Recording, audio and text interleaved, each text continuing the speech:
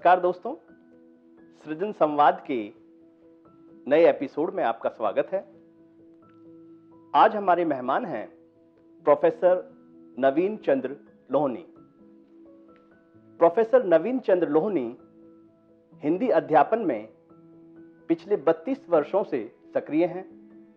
आप वर्तमान में चौधरी चरण सिंह विश्वविद्यालय मेरठ में अधिष्ठाता कला संकाय और हिंदी विभाग के अध्यक्ष हैं।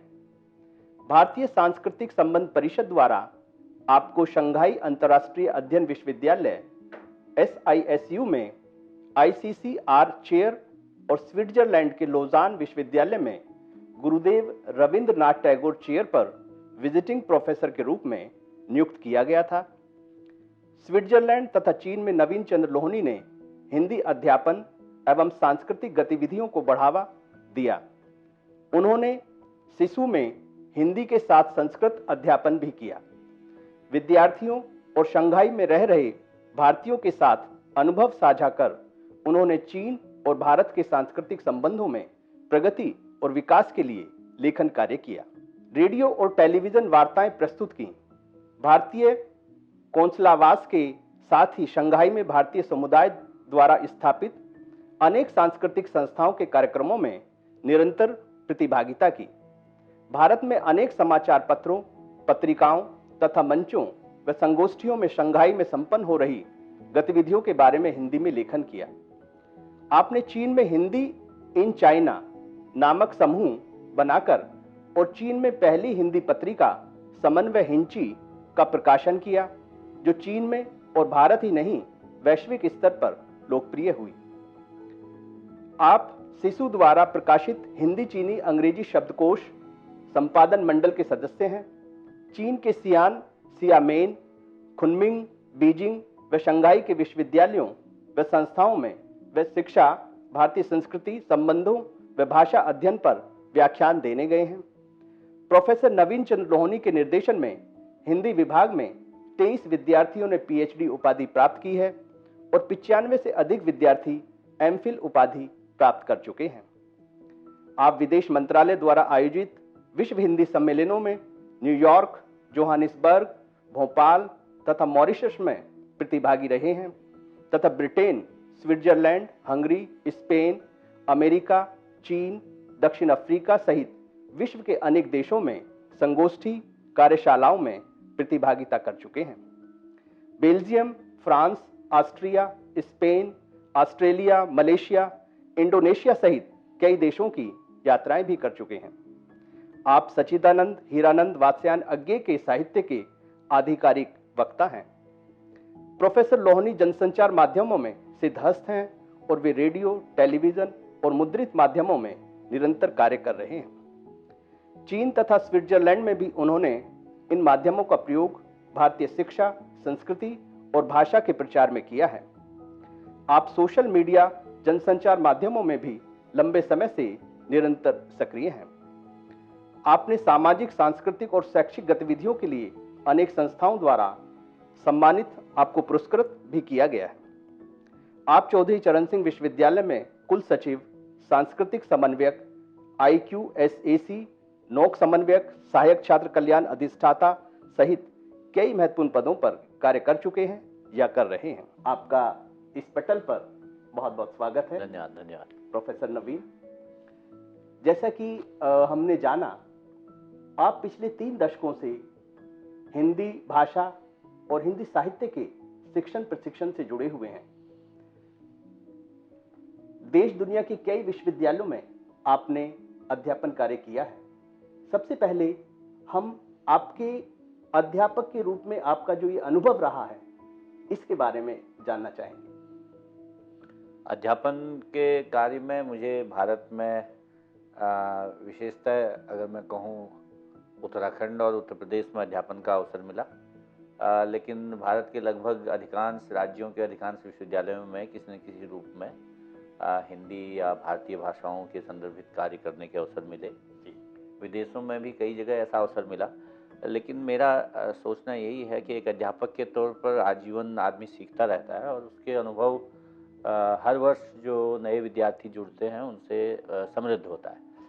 और एक अध्यापक के तौर पर मैं यही समझता हूँ कि हमें भारत की विकास के लिए अपने पाठ्यक्रमों को अद्यतन करने की आवश्यकता हमेशा बनी रहती है और बच्चों को ज्ञान और शिक्षा के दोनों माध्यम और विशेषकर हम ये कहते हैं कि जैसे विश्व में अगर हमें आगे बढ़ना है तो उनको नई तकनीक के साथ जुड़ करके और भविष्य के जो बेहतर नागरिक हैं वो बनाने की कोशिश करनी चाहिए। बेशक बेशक। प्रोफेसर नवीन, आपने विदेशों में हिंदी के पठन पाठन को काफी करीब से देखा है, उससे आप जुड़े भी रहे हैं। विदेशों में हिंदी को एक भाषा के तौर पर किस नजर से देखा जा रहा है और उसका जो भविष्य है उसे आप किस नजर से देख रहे हैं? एक तो बड़ी बात यह है कि पिछले 75 वर्ष में भारत की आज़ादी के बाद भारत के सभी सरकारों ने भारतीय भाषाओं को और हिंदी को विशेषतः दुनिया में पहुंचाने का काम किया। जी। हमारा संयुक्त राष्ट्र संघ है या हमारे तमाम जो अन्य अंतर्राष्ट्रीय संस्थाएं हैं उन सब में हिंदी किसी न किसी रूप में पहुंची, लेकिन विश्वविद्यालयों के शिक्षण का एक काम हुआ दुनिया भर में। अकेले अमेरिका में इस समय 58 विश्वविद्यालय हैं जहां हिंदी पढ़ाई जा रही है। तो एक तरह से देखते हैं चीन भी जैसे मैं रहा तो वहाँ 15 से ज़्यादा विश्वविद्यालय इस समय हिंदी पढ़ा रहे हैं। जी। तो दुनिया के तमाम देशों को हिंदी एक माध्यम भाषा के रूप में और दुनिया की बड़ी भाषा के रूप में समझ में आती है। लेकिन जो कठिनाई है वो ये है कि आज़ादी के साथ हमारे यहाँ जब हिंदी को राजभाषा बनाया गया उसके साथ ही अंग्रेजी को भी वो स्थान मिला रहा। इसके कारण भारत में हिंदी की जो एक स्थिति थी वो मजबूत नहीं हो पाई और आज भी हम उस संकट से जूझ रहे हैं। क्योंकि दुनिया के तमाम देशों में मेरा निजी अनुभव यह है कि लोग ये कहते हैं कि जब भारत जाकर अंग्रेजी में काम चल जाता है तो विदेशी लोग हिंदी क्यों सीखें।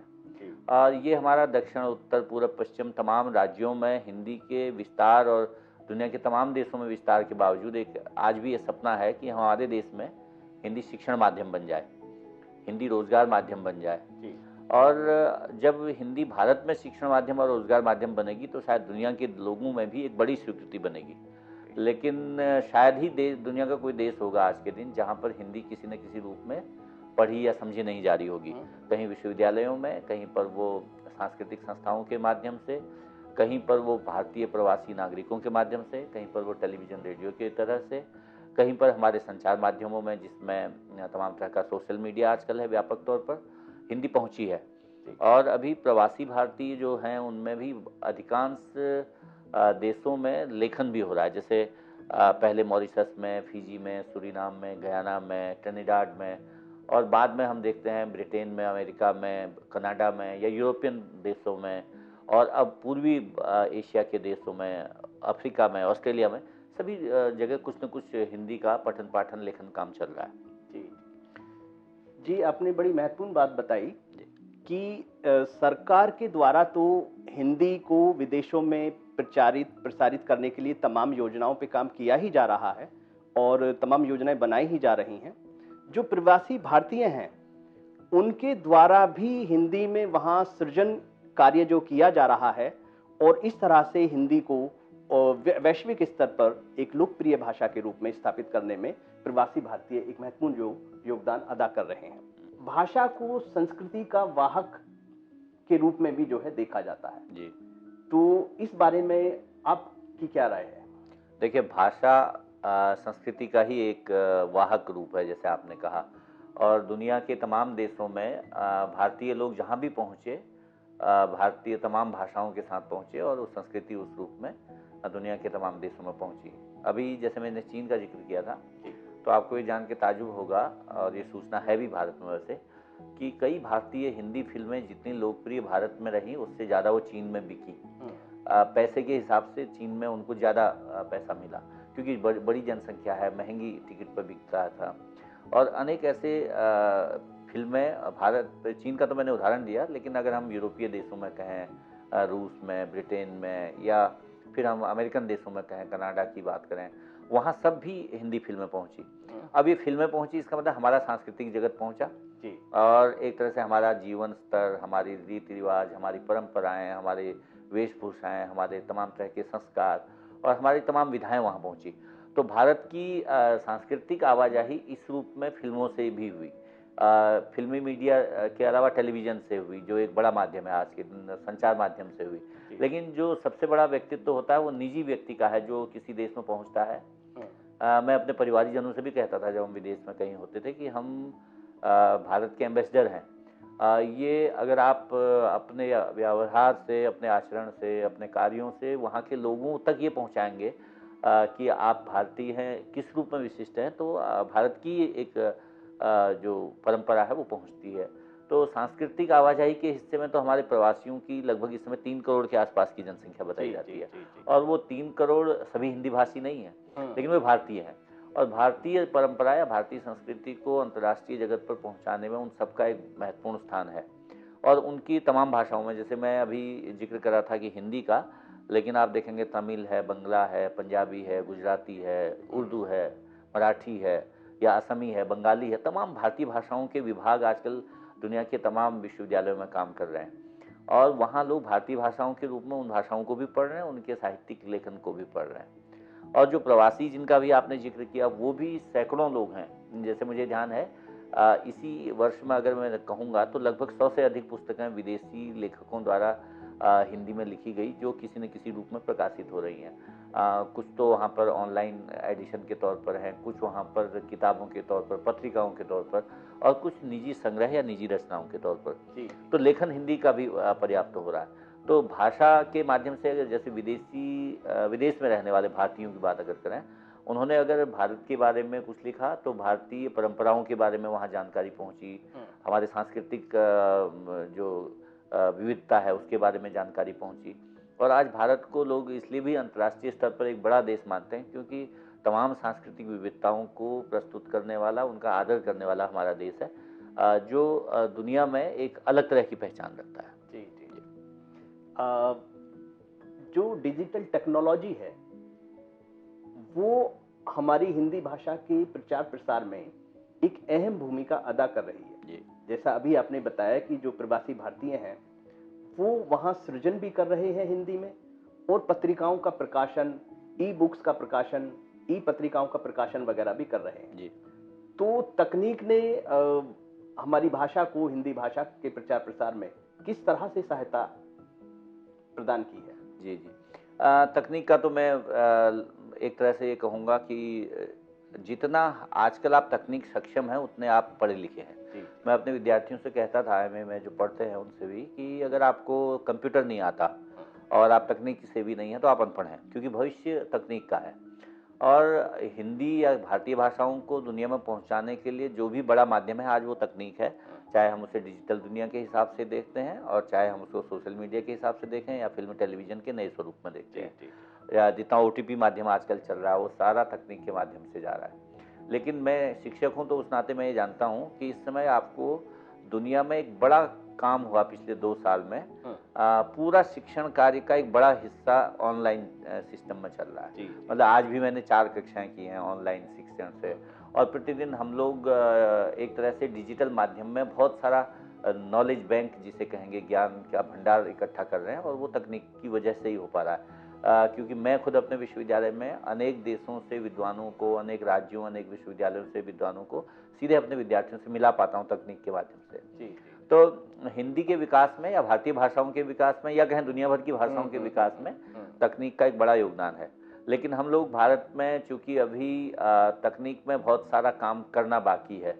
हम लोग पिछले साल 2 साल पहले जब अचानक हमको आवश्यकता पड़ी कि हम अपने ऐप विकसित करें, क्योंकि भारत में अनेक तरह के नए ऐप की ज़रूरत थी, तो हमें ये तो पता था कि दुनिया में हमारे लोग तकनीकी दुनिया का नेतृत्व कर रहे हैं, बड़े बड़े तकनीकी संस्थानों के प्रमुख हैं, लेकिन भारतीय भाषाओं में उनकी बड़ी ज़रूरत थी। इन 2 वर्षों में उस पर भी काफ़ी कार्य हुआ है। तो मुझे लग रहा है कि आने वाले वर्षों में हमको और ज़्यादा तकनीकी से भी होना पड़ेगा, क्योंकि अगर अंतर्राष्ट्रीय स्तर पर हमारे ज्ञान को, हमारी सूचनाओं को पहुँचाना है या उनसे हमें ज्ञान और सूचनाएं एकत्र करनी है, तो तकनीक के बगैर वो काम नहीं पूरा हो सकता। आपने बड़ी महत्वपूर्ण बात कही कि तकनीक को हमें जो है खासा महत्व देना ही होगा। जी।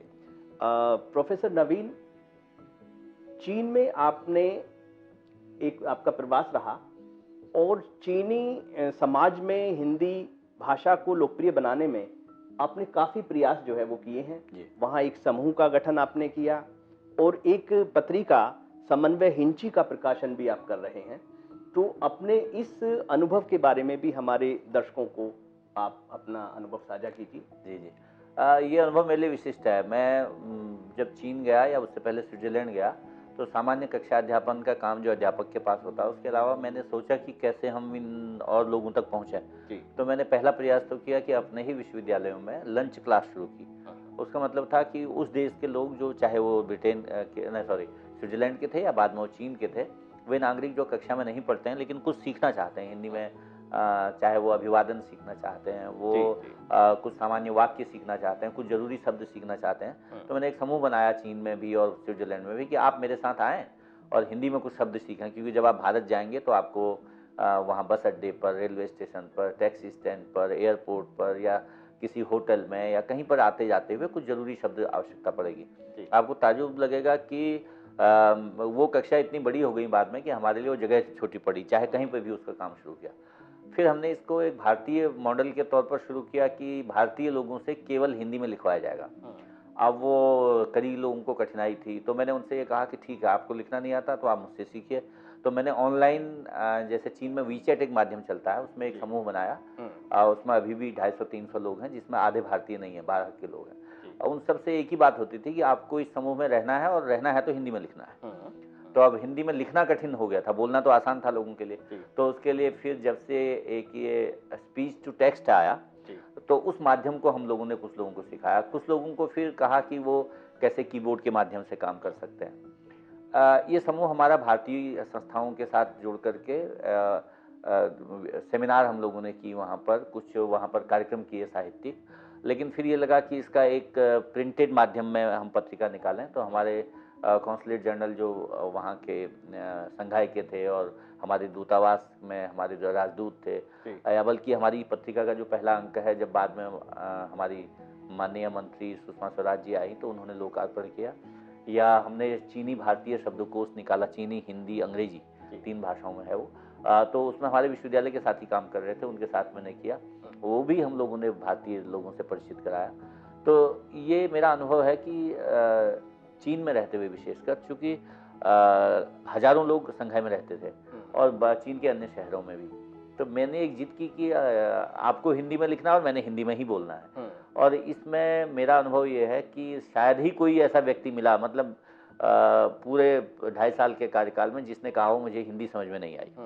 तो उसका लाभ लिया मैंने, और फिर पत्रिका का दूसरा अंक और तीसरा अंक भी निकाला। अभी हम आगे भी उसकी योजना कर रहे हैं। और हमारे जो अन्य साथी हैं, जो भारत के लोग हैं, संघाई में या चीन के अनेक प्रांतों में रह रहे हैं, उन्होंने उससे जुड़ करके लिखा। और इससे भी बड़ी बात क्या हुई कि चीन के कई युवा बच्चे जो स्नातक या स्नातकोत्तर शिक्षा ग्रहण कर रहे थे, या जो अध्यापक थे, अनुवादक थे, या चीन में हिंदी के पत्रकार थे, या चीन में वो शिक्षण के अलावा अनुवाद का काम कर रहे हैं, ऐसे सब लोगों को उस माध्यम में जोड़ा। और उसका काम आज भी कई साथी लोग कर रहे हैं, जो हिंदी चीनी अनुवाद, चीनी हिंदी अनुवाद के तौर पर काम कर रहे हैं। मुझे चीन में रहते जो अनुभव हुआ वो ये कि इस बहाने हम लोग भारतीयों को और भारतीय जन समुदाय को चीन या अन्य विदेशी लोगों से जोड़ पाए और हिंदी में पत्र पत्रिका का कार्य या बातचीत का कार्य आगे बढ़ा पाए। वाकई आपका ये अनुभव बेहद विशिष्ट रहा। प्रोफेसर नवीन, आपने अज्ञे की रचना कर्म पर बड़ा विस्तृत शोध जो है वो किया है। हम चाहेंगे कि आप अज्ञे के रचना कर्म या उसकी जो कुछ खास विशेषताएं हैं उस पर हमारे दर्शकों को जो है कुछ बताना चाहें तो वो बताइए। जी, मैंने 1985 में पीएचडी शोध के लिए अज्ञे जी के साहित्य पर काम करना शुरू किया। और तब गढ़वाल विश्वविद्यालय कहलाता था, जो अब हेमवती नंदन बहुगुणा गढ़वाल विश्वविद्यालय कहता था। जी जी। तो वहाँ मैं पीएचडी के लिए शोधरत हुआ, तो सौभाग्य से तो अज्ञे जी जीवित थे और मुझे उनसे मिलने का अवसर मिला। और उनसे मिलके जो सबसे अच्छी बात हुई, जो अज्ञे जी ने मुझसे कही, उन्होंने कहा कि आपको प्रशंसा करने वाले लोग बहुत मिलेंगे, लेकिन अगर आपको किसी साहित्यकार को समझना है तो जो आलोचक हैं उनसे ज़रूर बातचीत करें। उन्होंने कुछ नाम सुझाए मुझे, मैं उन लोगों से मिला, कुछ शोधार्थियों से मिला, फिर मैंने अपनी भी दृष्टि बनाई। और मुझे ये ज़रूर लगता है कि हिंदी दुनिया में 1911 में अज्ञे का जन्म है, तो तब से लेकर अब ये 110 साल होने वाले हैं, हो गए। इस 110 वर्षों में अज्ञे का जो लेखन है वो और अधिक प्रचारित हुआ और अधिक आदृत हुआ।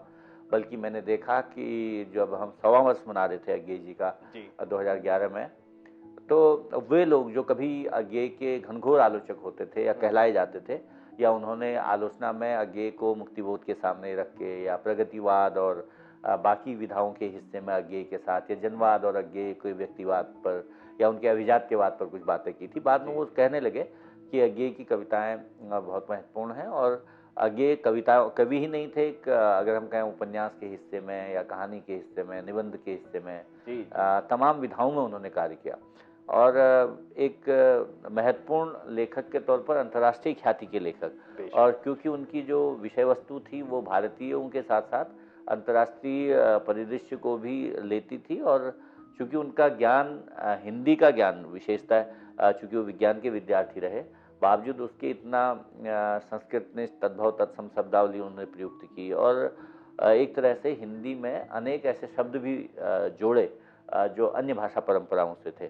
तो अज्ञे को हम इस रूप में याद करते हैं। और बल्कि सौभाग्य से मुझे पिछले कई वर्षों में अनेक विश्वविद्यालयों में अज्ञे पर बातचीत करने का अवसर मिला अपने विद्यार्थियों के साथ, या मेरी पुस्तक प्रकाशित हुई तो लोगों ने कहा कि हाँ, ये एक अलग तरह का कार्य है। तो मुझे आज भी लगता है कि अपने समय में अज्ञे जो बातें कर रहे थे, चाहे वो प्रकृति की बात कर रहे थे, आप समझते हैं कि पर्यावरण चेतना के हिस्से में अज्ञे ने जो काम किया वो विलक्षण है। उन्होंने मतलब अपने दौर में जो कविता है, जो डायरियाँ हैं या अपने अन्य विधाओं में भी पर्यावरण चिंतन को लेकर बहुत लिखा, जो आज हमारी बहुत बड़ी ज़रूरत है हिंदी के पाठकों के लिए और भारतीय नागरिकों के लिए, दोनों के हिस्से में। तो अज्ञे एक महत्वपूर्ण रचनाकार हैं। उस रूप में उनको पढ़ने का, उनसे मिलने का, उनके साहित्य पर चर्चा करने का अवसर मुझे अक्सर मिलता रहता है, और आपने भी इसको याद किया, इसके लिए धन्यवाद। निसंदेह अज्ञे हिंदी के बहुमुखी प्रतिभा के धनी थे, और जैसा आपने कहा कि ऐसा अक्सर होता है कि रचनाकार के समय में उसके रचना कर्म का मूल्यांकन उस तरह से नहीं हो पाता जिस तरह से होना चाहिए।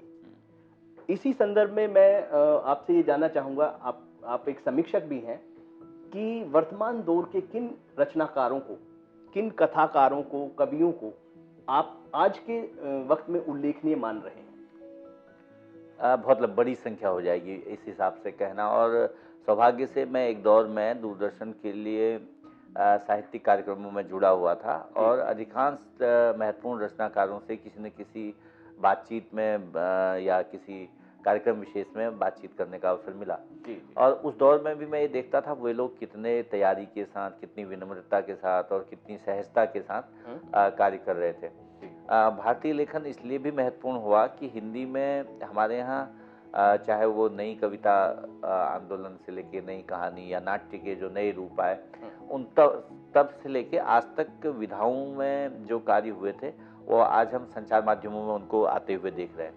तो एक बड़ी लंबी श्रृंखला है, उसको रेडियो माध्यम में लाने वालों की एक श्रृंखला है, एक है जो टेलीविजन माध्यमों में लाए, एक है जिन्होंने लिखा तो उन पर फिल्में भी बनी, और राष्ट्रीय स्तर पर, अंतर्राष्ट्रीय स्तर पर उनके लिखे हुए को गौर से समझा पढ़ा गया।